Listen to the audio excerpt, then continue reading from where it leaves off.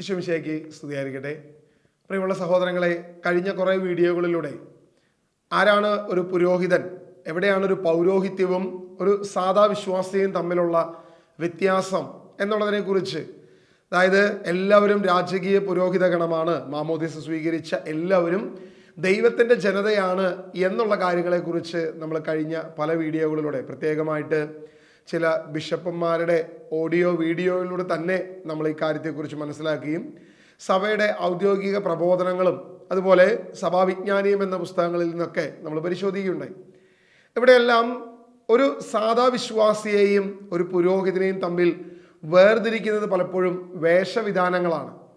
നമുക്കറിയാം, ചില പ്രത്യേകമായ വേഷവിധാനങ്ങളിലൂടെ ഇന്നിപ്പോൾ പൗരോഹിത്യം കാണുന്നത് വളരെ പ്രധാനപ്പെട്ട ചില വേഷവിധാനങ്ങളിലൂടെയാണ്. അപ്പോൾ എവിടെ നിന്നാണ് ഈ വേഷവിധാനങ്ങൾ വന്നത്? മാത്രമല്ല, നമ്മൾ വളരെ ബഹുമാനത്തോടുകൂടെ ഇപ്പോൾ ഒരു ബസ്സിൽ ട്രാവൽ ചെയ്യുകയാണെങ്കിൽ പോലും ഒരു പുരോഹിതൻ അദ്ദേഹത്തിൻ്റെ വസ്ത്രത്തിലാണ് വരുന്നതെങ്കിൽ എല്ലാവരും ഒരുപോലെ ബഹുമാനിക്കും. അത് സഭാ വ്യത്യാസമെന്നെ, വിശ്വാസ വ്യത്യാസമെന്നെ, ഏത് മതവിഭാഗമാണെങ്കിൽ പോലും ഒരു പുരോഹിതന് കിട്ടുന്ന ഒരു ബഹുമാനം എന്ന് പറയുന്നത് വളരെ ശ്രേഷ്ഠം തന്നെയാണ്. അതിൽ തന്നെ ദേവാലയത്തിൽ വിശുദ്ധ കുർബാനയ്ക്കാണ് ഒരു പുരോഹിതനോ ബിഷപ്പോ മാർപ്പാപ്പയോ എന്ന് വേണ്ട പദവികളുടെ വ്യതിയാനമനുസരിച്ച് പലവിധ വേഷവിധാനങ്ങളും വ്യത്യാസം വരുന്നു.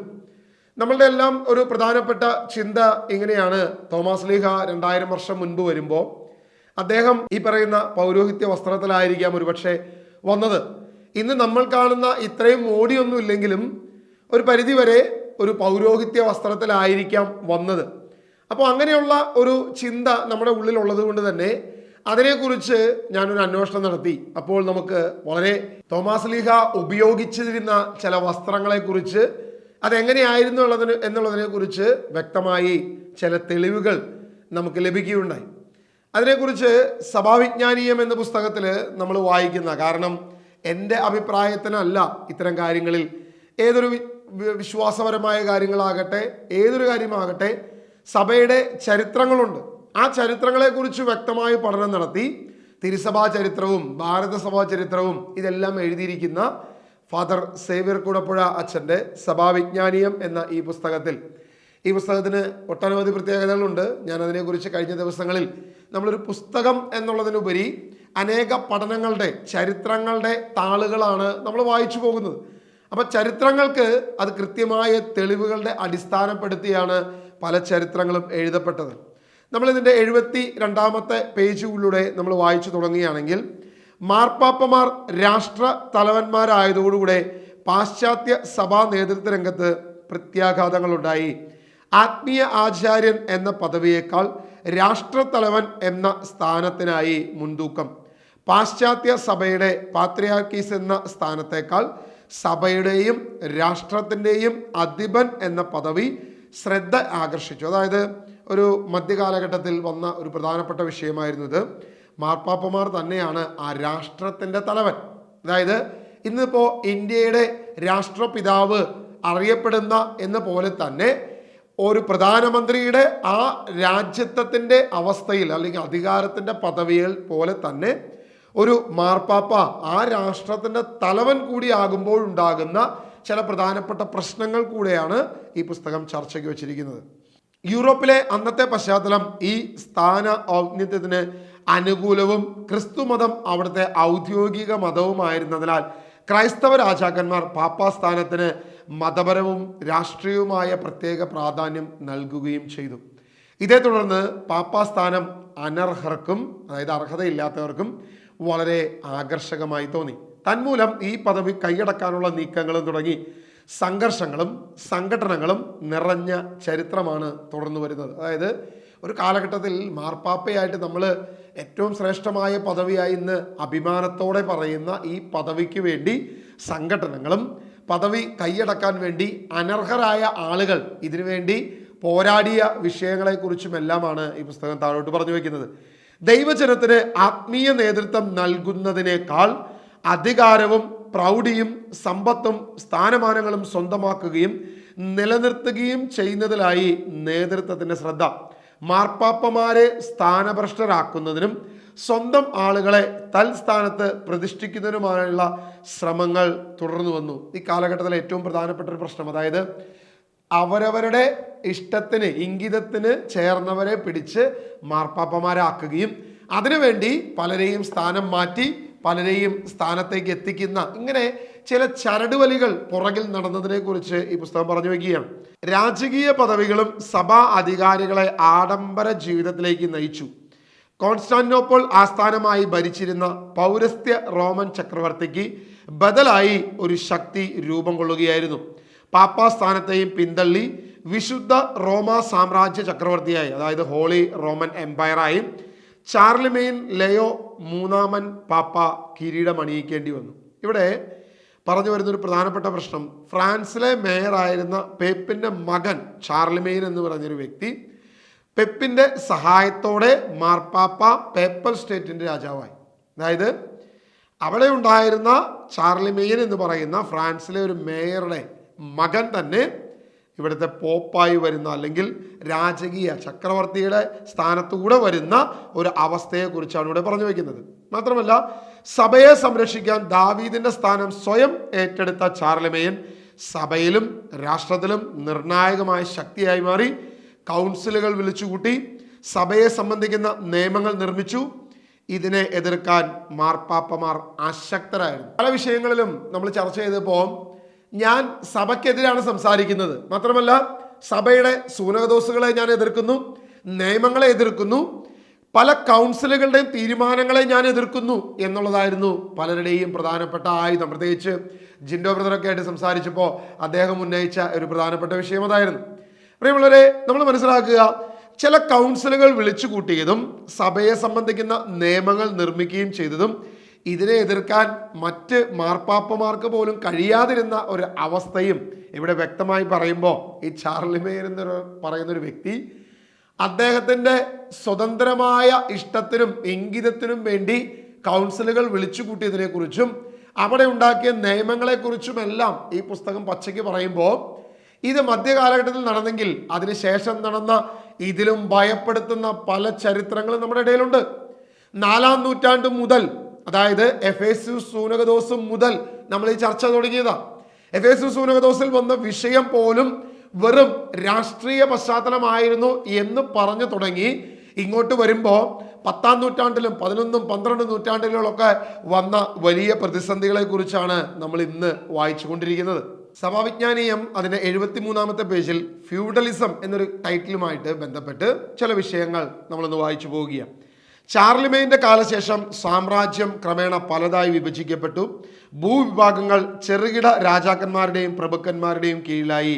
ഇത് ഫ്യൂഡലിസ്റ്റ് വ്യവസ്ഥയ്ക്ക് വഴി തെളിയിച്ചു. അതായത് സഭയിൽ ഒരു ഫ്യൂഡലിസ്റ്റ് വ്യവസ്ഥയ്ക്ക് വഴി തെളിയിച്ചതിനെ കുറിച്ച് ഈ പുസ്തകം വ്യക്തമായിട്ട് പറയുന്നു. മാത്രമല്ല ഒരു ഫ്യൂഡലിസം, ഒരു പിരമിഡ് സ്വഭാവത്തോടു കൂടിയ ഒരു സംവിധാനം സഭാഭരണത്തെയും സ്വാധീനിച്ചു. അതായത് മാർപ്പാപ്പ, അതിന് താഴെയുള്ള മെത്രാക്കന്മാർ, ഇങ്ങനെ ഒരു പിരമിഡ് പോലെ ഏറ്റവും ഉന്നതനായ ഒരു വ്യക്തി താഴേക്ക് കുറയും. അതായത് മുകളിലുള്ള പറയുന്ന വ്യക്തി എന്തു പറയുന്നോ അത് അപ്പാടെ സ്വീകരിക്കേണ്ട ഉത്തരവാദിത്വം താഴോട്ടും അതിൻ്റെ താഴോട്ടും, അങ്ങനെ ഒരു പിരമിഡ് വ്യവസ്ഥ ഈ ഫ്യൂഡലിസത്തിലൂടെയാണ്, അല്ലെങ്കിൽ ഈ ഒരു വ്യവസ്ഥയിലൂടെയാണ് ഇതിലേക്ക് കടന്നു വന്നത്.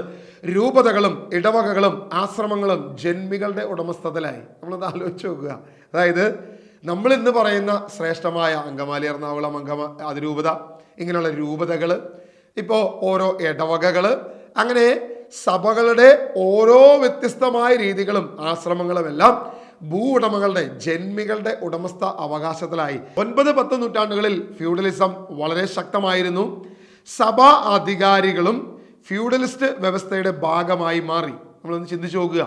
ഇനിയും സഭാ സ്ഥാനമാനങ്ങളും പദവികളും വേഷവിധാനങ്ങളും അഭിസംബോധനാ രൂപങ്ങളും അഭിഹിതമായി സഭയിലേക്ക് കടന്നു വന്നു. അതായത് ഈ ഫ്യൂഡലിസ്റ്റ് സഭാ അധികാരികൾ ഫ്യൂഡലിസ്റ്റായി മാറിക്കഴിഞ്ഞപ്പോൾ അവിടെ ഉണ്ടായിരുന്ന വേഷവിധാനങ്ങൾ, മാത്രമല്ല സ്ഥാനമാനങ്ങൾ, പദവികൾ, അഭിസംബോധനാ രൂപങ്ങൾ, ഇങ്ങനെ പലതും സഭയുടെ അകത്തേക്ക് കയറിക്കൂടി എന്ന് വ്യക്തമായി പുസ്തകം പറഞ്ഞു വയ്ക്കുന്നു. സേവ്യർ കൂടപ്പുഴച്ചൻ ഇതിന് ചില ചരിത്ര പഠനങ്ങൾ കൂടി തെളിവായി വെക്കുന്നുണ്ട്. ഇതേപ്പറ്റി പ്രത്യേക ഗവേഷണം നടത്തിയിരുന്ന പണ്ഡിതനായ കർദിനാൾ കോങ്കാറിന്റെ നിഗമനങ്ങൾ വളരെ ശ്രദ്ധേയമായിരുന്നു. അതായത് ഒരു നോർമൽ പേഴ്സൺ അല്ല, ഒരു കർദിനാൾ തന്നെ ഇതിനെക്കുറിച്ച് വ്യക്തമായി പഠനങ്ങൾ, ഗവേഷണങ്ങൾ നടത്തി ഒരു നിഗമനം അദ്ദേഹം പറഞ്ഞു വച്ചിരിക്കുന്നത് ഇങ്ങനെയാണ്: ദൈവജനത്തിന്റെ കൂട്ടായ്മയ്ക്കും സുവിശേഷ ലാളിത്യത്തിനും നിരക്കാത്തവയാണ് ഫ്യൂഡലിസത്തിൽ നിന്നും സഭയിലേക്ക് കടന്നു വന്നതെന്ന് അദ്ദേഹം വ്യക്തമായി ചൂണ്ടിക്കാണിക്കുന്നു. എന്താണിത്? ഉദാഹരണമായി അംശവടി, നമ്മളിന്ന് കാണുന്ന അംശവടി, പിതാക്കന്മാർക്ക്, കർദിനാൾമാർക്ക്, നമ്മുടെ തോമാസ് ലീഗയ്ക്കൊക്കെ ഉള്ള അംശവടി, എനിക്ക് തോന്നുന്നു ഒരു പക്ഷേ തോമാസ് ലീഗ ഒരു വടി കയ്യിൽ എടുത്തിട്ടുണ്ടാകാം. കാരണം അന്ന് കാൽനട യാത്രയായി നടക്കുമ്പോൾ ഒരു വടി ഉപയോഗിച്ചിട്ടുണ്ടാകാം, ഇല്ല എന്നൊന്നും നമുക്ക് പറയാൻ പറ്റത്തില്ല. പക്ഷേ ഇത് എവിടെയാണ് ഇതൊരു അധികാരത്തിന്റെ വടിയായി മാറുകയും ഇത് പിതാക്കന്മാർക്കും കർദിനാൾമാർക്കും ലഭിക്കുന്നത് എന്ന് നോക്കിക്കഴിഞ്ഞാൽ 9ഉം 10ഉം നൂറ്റാണ്ടുകളിലെ ഫ്യൂഡലിസത്തിൽ നിന്നാണ് ഇത് വന്നത് എന്ന് വ്യക്തമായി ചരിത്ര പഠനങ്ങൾ പറയുന്നു. അംശവടി അതിന് ഉദാഹരണമാണ്. മോതിരം അതിന് മറ്റൊരു ഉദാഹരണമാണ്. മുട്ടുകുത്തിക്കൊണ്ട് കൈമുത്തുന്ന രീതി, അതായത് നമ്മളൊക്കെ പിതാക്കന്മാർ വരുമ്പോൾ ഓടിച്ചെന്ന് മുട്ടുകുത്തി വണങ്ങി അവരെ കൈമുത്തുന്ന രീതി ഈ ഫ്യൂഡലിസ്റ്റ് ചിന്താഗതിയിൽ നിന്നും കടന്നു വന്നതാണ്. മാത്രമല്ല ഡോം, പ്രഭു, മോൺസിഞ്ഞോർ എന്നീ അഭിസംബോധനാ രൂപങ്ങളും, അതായത് പ്രഭു എന്നും ഡോം എന്നും ഡൊമിനോസ് എന്നും ഒക്കെ പറയുന്ന, അല്ലെങ്കിൽ മോൺസിഞ്ഞോർ, ഇങ്ങനെ പല പദവികളും നമുക്കറിയാലോ. പ്രത്യേകിച്ച് ഇവർ ആത്മാരെന്ന് വിളിക്കുന്നവർക്ക് പോലും ഈ മോൺസിഞ്ഞോർ പദവിയൊക്കെ കൊടുക്കാറുണ്ടല്ലോ. ഇങ്ങനെയുള്ള പദവികളും ഈ അഭിസംബോധന രൂപങ്ങളും എല്ലാം കൊടുത്തത് ഈ പറയുന്ന ഫ്യൂഡലിസ്റ്റ് വ്യവസ്ഥയിൽ നിന്നായിരുന്നു. പരിവാരം, കൂരിയ എന്നീ പദപ്രയോഗവും പ്രഭുക്കന്മാർക്ക് ചേർന്ന പെരുമാറ്റച്ചട്ടങ്ങൾ എന്നിവയെല്ലാം പാശ്ചാത്യ സഭാ സംവിധാനത്തിൽ സ്ഥലം പിടിച്ചു. ഇവയിലൂടെ സഭാജീവിത ശൈലി പാടെ വ്യത്യസ്തമായി. ക്രൈസ്തവം എന്ന് ഇതിനെ വിശേഷിപ്പിക്കുക അസാധ്യമാണ്. നിങ്ങളൊന്ന് ആലോചിച്ച് നോക്കുക. ഈ പറയുന്ന അംശവടിയാകട്ടെ, മോതിരമാകട്ടെ, കൈമുത്താകട്ടെ, ഇതൊന്നും ക്രൈസ്തവമല്ല. ഇതൊക്കെ ഫ്യൂഡലിസ്റ്റ് പ്രസ്ഥാനത്തിൽ നിന്ന് നമ്മൾ കടമെടുത്തതാണ്, നമ്മൾ എടുത്ത് ഉപയോഗിച്ചതാണ്. നമ്മൾ പാരമ്പര്യം എന്ന് പറയുമ്പോൾ, ഇത് ശ്രേഷ്ഠം എന്ന് പറയുമ്പോൾ, ഇതാണ് അപ്പസ്തോലിക പാരമ്പര്യം എന്നൊക്കെ പറഞ്ഞ് നമ്മൾ ഇതിൻ്റെ പിന്നാലെ പോകുമ്പോൾ ഈ ചെയ്യുന്ന വ്യക്തികൾക്കെങ്കിലും ഒരല്പമെങ്കിലും എന്താ പറയുക, ഞാൻ മറ്റു വാക്കുകളൊന്നും ഉപയോഗിച്ച് നിങ്ങളെ വിഷമിപ്പിക്കുന്നില്ല. നിങ്ങളൊന്ന് ആലോചിച്ച് നോക്കുക. നമുക്കൊരു ചമ്മലെങ്കിലും ഉണ്ടാകണ്ടേ ഇതിനു വേണ്ടി? അയ്യോ, ഇതൊന്നും പാരമ്പര്യമല്ല, ഇതൊക്കെ ചില ഫ്യൂഡലിസ്റ്റ് വ്യവസ്ഥയിൽ നിന്നും കയറി വന്നതാണ്, ഇതിന് 10ആം നൂറ്റാണ്ട് വരെ പാരമ്പര്യമുള്ളൂ, ഇനി അത് കയറി വന്നപ്പോഴുള്ള തുടർ കഥകൾ എന്താണെന്ന് കൂടി ഞാൻ വായിച്ചു പോവുകയാണ്. ഇത് വായിക്കുമ്പോൾ ആരും എന്നെ കല്ലെറിയരുത് ദൈവത്തെ ഓർത്ത്. പ്രിയമുള്ളവരെ, നമ്മൾ മനസ്സിലാക്കുക, ഇങ്ങനെയുള്ള സംവിധാനങ്ങൾ മെത്രാന്മാരെ സ്വാധീനിച്ചതോടൊപ്പം പാപ്പാ സ്ഥാനത്തേക്ക് ഇവരിലേക്ക് വരുമ്പോൾ പൂർണ്ണമായി ജന്മികൾക്ക് അധീനമായി തീർന്നു. പള്ളികളും മെത്രാന്മാരും ആശ്രമാധിപന്മാരും ഫ്യൂഡൽ പ്രഭുക്കന്മാരായി മാറി. ഈ പുസ്തകത്തിന്റെ 76ാമത്തെ പേജിൽ ഇവിടെ പറഞ്ഞിരിക്കുന്ന ഒരു പ്രധാനപ്പെട്ട വിഷയം, പാശ്ചാത്യ സഭയിൽ വൈദിക പദവിയോട് ബ്രഹ്മചാര്യം നിയമപരമായി നിർബന്ധിതമാക്കിയിരുന്നെങ്കിലും ഇവരുടെ വിവാഹ ജീവിതം സാധാരണയായി. അതായത് നിർബന്ധമൊക്കെയാണ് വിവാഹം കഴിക്കാൻ പാടില്ല എന്നുള്ളത്, പക്ഷെ എല്ലാവരും വിവാഹം കഴിക്കുന്ന അവസ്ഥയിലേക്ക് മാറ്റപ്പെട്ടു. ആഡംബരമായ ജീവിതം മാത്രമല്ല വഴിവിട്ട ജീവിതങ്ങളും ഇതിനകത്തുണ്ട്. ഇവരുടെ വിവാഹ ജീവിതം സാധാരണ മാത്രമല്ല, മെത്രാൻ സ്ഥാനവും മറ്റ് ഉന്നത പദവികളും ഇവരുടെ മക്കൾക്ക് തന്നെ അല്ലെങ്കിൽ ബന്ധുമിത്രാദികൾക്കും വേണ്ടി വാങ്ങാൻ പ്രഭുക്കന്മാരും ഇത്തരം മെത്രാന്മാരും പോലും ഭയങ്കരമായി സ്വാധീനിച്ച ചില പ്രവൃത്തികളെക്കുറിച്ചും ഇദ്ദേഹം പറഞ്ഞു വയ്ക്കുന്നു. മാത്രമല്ല വിശ്വാസത്തിൻ്റെ സ്ഥാനത്ത് അന്ധവിശ്വാസവും ഭക്തിയുടെ പേരിൽ കപടഭക്തിയും സഭയോടുള്ള സ്നേഹത്തിൻ്റെ പേരിൽ ധനാസക്തിയും സ്ഥാനം പിടിച്ചു. ഈ വാക്യം വളരെ ശ്രദ്ധിക്കേണ്ട ഒരു വിഷയമാണ്. ഒന്ന്, വിശ്വാസത്തിൻ്റെ സ്ഥാനത്ത് അന്ധവിശ്വാസം. 9ഉം 10ഉം നൂറ്റാണ്ടുകളിൽ വന്ന പല അന്ധവിശ്വാസങ്ങളും ഇന്ന് നമുക്ക് ശ്രേഷ്ഠമാണ്, ഇന്ന് നമുക്ക് പാരമ്പര്യമാണ്. ഇന്ന് നമുക്ക് ബൈബിളിൽ അതിനെക്കുറിച്ച് യാതൊരുവിധ അടിസ്ഥാനമില്ലെങ്കിലും ബൈബിളിൽ ഇല്ലാത്തതാണെങ്കിലും നമുക്കത് ഭയങ്കര ശ്രേഷ്ഠമാണ് എന്ന് പല ചർച്ചകളിലും കേരളത്തിലുള്ള വിവിധങ്ങളായ ചർച്ചകളിൽ പാരമ്പര്യം എന്ന് പറഞ്ഞ് നമ്മൾ താലോലിക്കുന്ന പലതും ഇങ്ങനെ കടന്നു വന്നതാണെന്ന് അറിയാതെ ഇതിനു വേണ്ടി വാദിക്കുന്ന എത്രയോ ക്രിസ്ത്യാനികളുണ്ട്, എത്രയോ കത്തോലിക്കരുണ്ട് എന്നുള്ളത് ഇന്നും തികച്ചും വ്യത്യസ്തമാണ്. മാത്രമല്ല അന്ധവിശ്വാസം, അതായത് വിശ്വാസത്തിന് പകരം അന്ധവിശ്വാസം കടന്നു വന്നു. ഭക്തിയുടെ പേര് കപടഭക്തി. എന്തൊക്കെ കപടഭക്തികളാ, ഏതൊക്കെ രീതിയിലുള്ള കാര്യങ്ങളാ. നമ്മൾ നോക്കിക്കഴിഞ്ഞാൽ ഇന്ന് കൃപാസനം മുതൽ അങ്ങോട്ട് പഴയതിലേക്ക്, ഇപ്പോൾ വേളാങ്കണ്ണിയിൽ പോയാൽ ആയിരക്കണക്കിന് കപടഭക്തി നമുക്കവിടെ കാണാൻ സാധിക്കും. എത്രയോ ഇന്ന് ഈ കഴിഞ്ഞ ദിവസങ്ങളിൽ വേളാങ്കണ്ണി പള്ളിയിൽ പല കാര്യങ്ങളും വിളിച്ചു പറയാൻ തുടങ്ങി, ഈ പൂട്ടുന്ന കാര്യങ്ങളൊക്കെ. ഇതൊക്കെ കടന്നു വന്നത് പലവിധ കപടഭക്തിയിൽ നിന്നും അന്യ ആരാധന രീതിയിൽ നിന്നും നമ്മൾ ഉൾക്കൊള്ളുകയായിരുന്നു. അല്ലാതെ ഇതിനൊന്നും യാതൊരുവിധ പ്രാധാന്യമോ പാരമ്പര്യമോ അപ്പസ്തോലികമായ വചന അടിസ്ഥാനമോ ഇല്ല എന്നുള്ള സത്യം എത്ര ക്രിസ്ത്യാനികൾക്ക് അറിയാം. ഇന്നും പലരും ഇതൊക്കെ തന്നെ ചെയ്തുകൊണ്ട് പോവുക. ഇനി വിശ്വാസത്തിൻ്റെ പേരിൽ, ഭക്തിയുടെ പേരിൽ കപടഭക്തിയും സഭയോടുള്ള സ്നേഹത്തിൻ്റെ പേരിൽ ധനാസക്തിയും സ്ഥാനം പിടിച്ചു. ഭയങ്കര സഭയോടുള്ള പ്രേമം, സഭാസ്നേഹം, സഭാകമ്പം, ബാഡ്ജ് ധരിക്കുന്നവനാണ് ശ്രേഷ്ഠൻ എന്ന് ചിന്തിക്കുന്നവരാണ് ഇന്ന് നമ്മുടെ ഇടവകളിൽ പലരും. ഈ പറയുന്ന ആളുകളിൽ സഭയോടുള്ള സ്നേഹമാണോ അതെയോ പണത്തോടുള്ള സ്നേഹമാണോ? ഇത് കയറി വന്ന് ഇന്നൊന്നുമില്ല, 10-ാം നൂറ്റാണ്ട് മുതൽ വളരെ ശക്തമായിരുന്നു എന്ന് നമുക്ക് വളരെ കൃത്യമായി ഇവിടെ പറഞ്ഞു വെക്കി. AD 814 മുതൽ സഭാ നേതൃത്വത്തിൽ കറ പുരണ്ടു എന്നുള്ളൊരു ഹെഡിങ്ങുമായിട്ട് ഒത്തിരി ഡീറ്റെയിൽ കാര്യങ്ങൾ, നമുക്ക് അതെല്ലാം വായിച്ചു പോകാനായിട്ടുള്ളൊരു സമയക്കുറവ് മൂലം ഞാൻ അതിൻ്റെ പ്രധാനപ്പെട്ട ഭാഗങ്ങൾ മാത്രം വായിക്കുക. പേപ്പൽ സ്റ്റേറ്റിൻ്റെ രാജാവ്, അതായത് ആ പേപ്പൽ സ്റ്റേറ്റിൻ്റെ അധികാരിയും അതുപോലെ തന്നെ പോപ്പും, ഇത് രണ്ടും ഒരാളായി വന്നു കഴിഞ്ഞപ്പോൾ ആ പാശ്ചാത്യ ലോകത്തെ ക്രൈസ്തവ രാജ്യങ്ങളുടെ അനിഷേധ്യ നേതാവ് എന്നിവ പാപ്പാധിപത്യത്തിൻ്റെ അതിർവരമ്പുകൾ അതിവിശാലമാക്കി.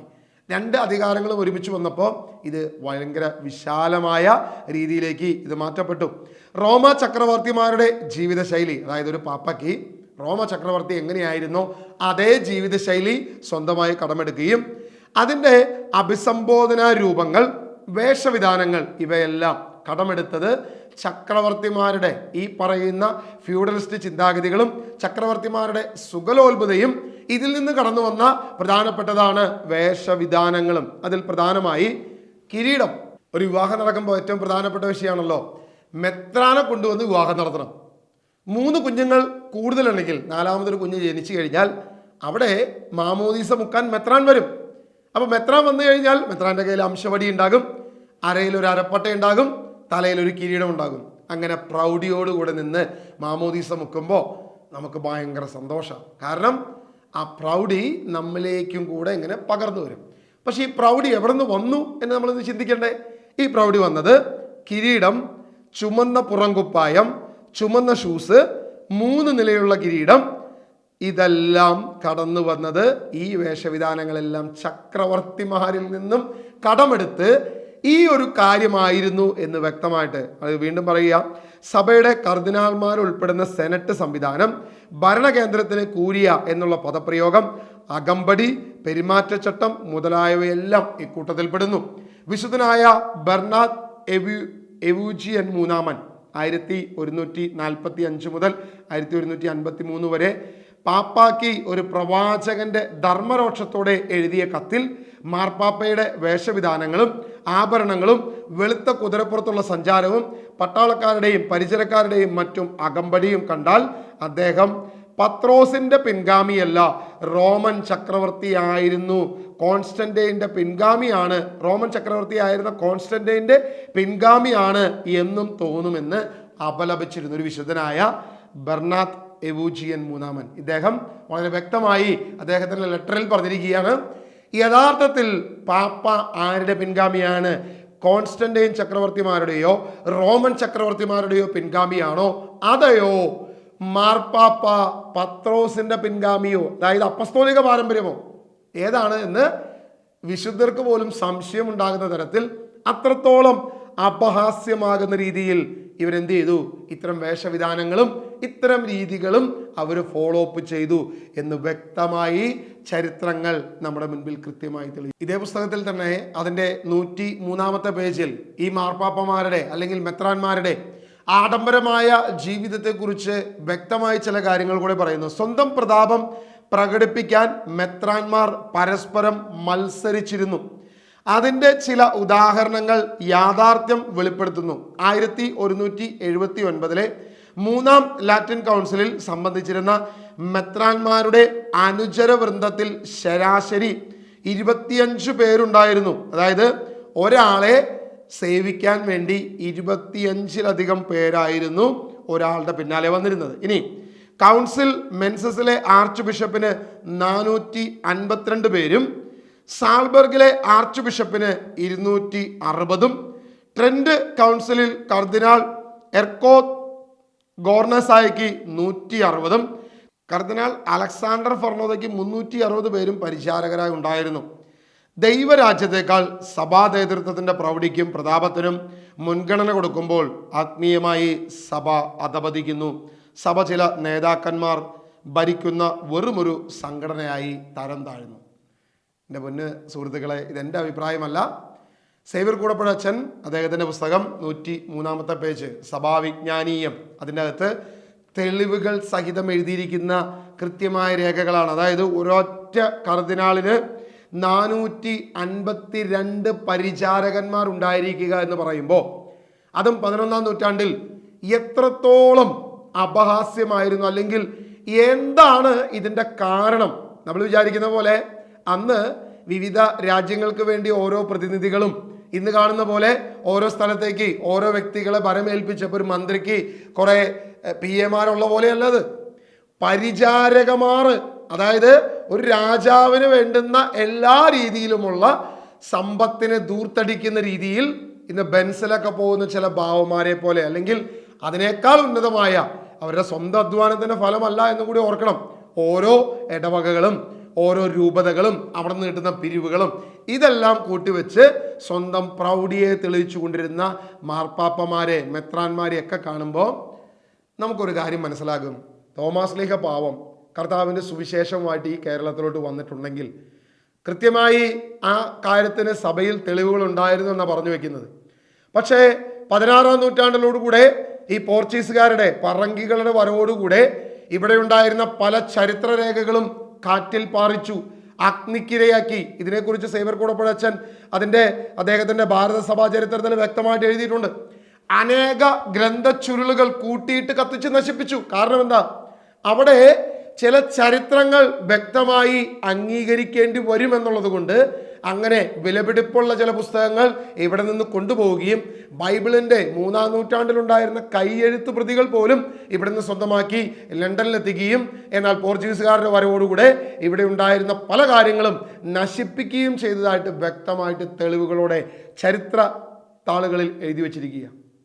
അപ്പോൾ തോമാസ് ലീഹ ഇവിടെ കൊണ്ടുവന്നത് നമ്മൾ വിചാരിക്കുന്ന പോലെ ഇന്ന് കാണുന്ന ഏതെങ്കിലും ഒരു രാജകീയ പൗരോഹിത്യത്തിൻ്റെ ഏതെങ്കിലും ഒരു വസ്ത്രവിധാനങ്ങളോ കിരീടമോ ചെങ്കോലോ അംശവടികളോ മോതിരങ്ങളോ, ഇതല്ലെങ്കിൽ ഇന്ന് നമ്മൾ കാണുന്ന ചില പിതാക്കന്മാരെ പോലെ രുദ്രാക്ഷമാലകളോ, ഇതൊന്നുമായിട്ടല്ല നമ്മുടെ പിതാക്കന്മാർ വന്നത്, അല്ലെങ്കിൽ അപ്പസ്തോലനായ തോമാസ് ലീഹ വന്നത്.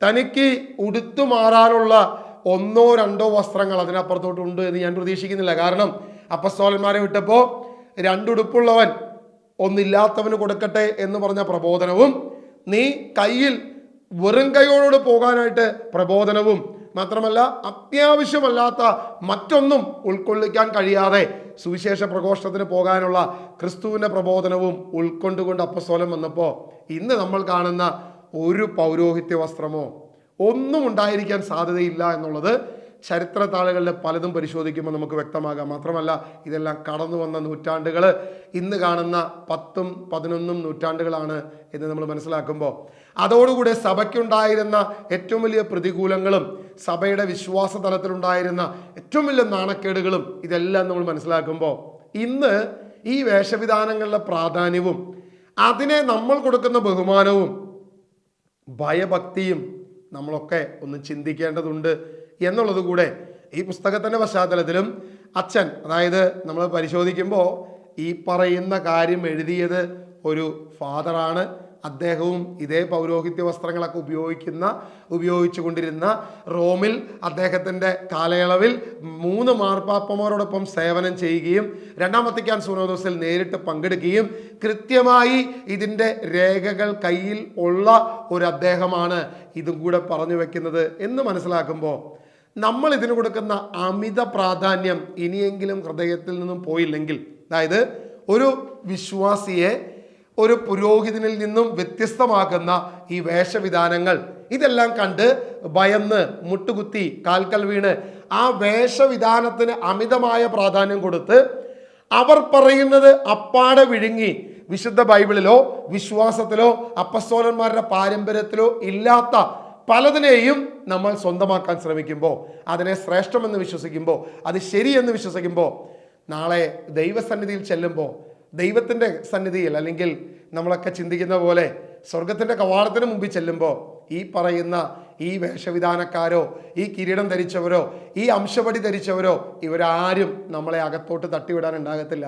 അംശവടി വെച്ച് ഒരു പിതാവും നമ്മളെ അകത്തോട്ട് വലിച്ചിടത്തൊന്നുമില്ല. നിന്റെ ഹൃദയത്തെ നോക്കും, നിന്റെ പ്രവൃത്തിയെ നോക്കും, നിന്റെ വിശ്വാസത്തെ നോക്കും. ഇതല്ലാതെ മറ്റൊന്നും അടിസ്ഥാനമല്ല.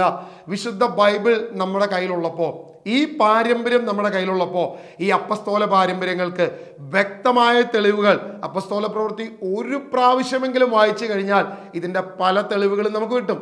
ഈ തെളിവുകളെല്ലാം നമ്മുടെ കയ്യിലുണ്ടായിട്ടും സഭ തന്നെ സഭയുടെ പ്രബോധന പുസ്തകമായി, അധികാര പുസ്തകമായി, ഏറ്റവും പ്രധാനപ്പെട്ട നിയമപുസ്തകമായി ഇത് നമുക്ക് നൽകിയിരിക്കുമ്പോൾ നമ്മളൊന്ന് ചിന്തിക്കുക. ഇനിയെങ്കിലും ആരുടെയും അടിമകളാകാതെ സത്യത്തിൻ്റെ അടിമയായി, വിശുദ്ധിയുടെ അടിമയായി, വിശ്വാസത്തിൻ്റെ കൂടെ ചേരുവാൻ ദൈവം നമ്മെ അനുഗ്രഹിക്കട്ടെ.